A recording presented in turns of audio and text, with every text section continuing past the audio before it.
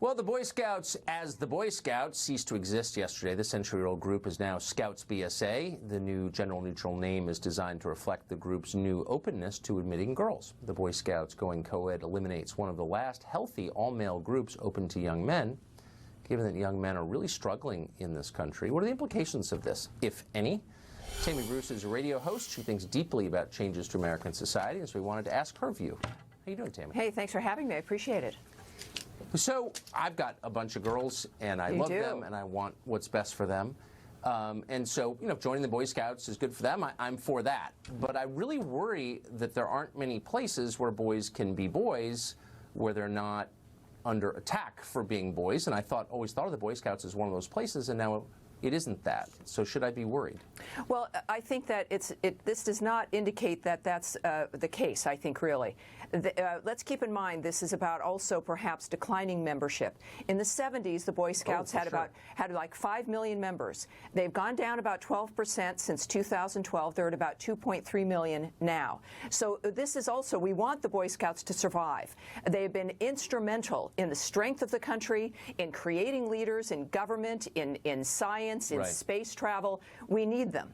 And I think that what's happening here, certainly in the 21st century, is that, and maybe the Boy Scouts can show us the way, that this can still be categories and events and projects and an overarching view about the strength of boys and the importance of those relationships, that boys with boys and the nature of the strength of what young men do, while also being able to weave in young women. And in their plans, what I've read is that these will be separate programs. While it's changing to Scouts, the overarching name remains Boy Scouts of America. And look, I think that this is also part of the Boy Scout framework about being able to help the nation in general. And I think we're at a stage where for the young women who want to have this kind of great experience, keep in mind the Girl Scouts really aren't offering that now. It's more about a social justice warrior framework.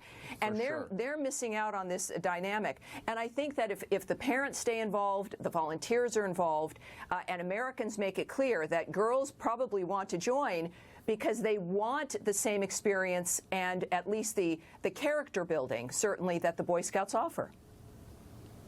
Interesting. So you're more optimistic about this than I am. Well, Just wonder, in 2018, could you have an all-male group that wasn't derided as anti-female, and that wasn't, in fact, anti-female? No. I mean, you can have a single-sex organization that's not mad at the other sex, obviously.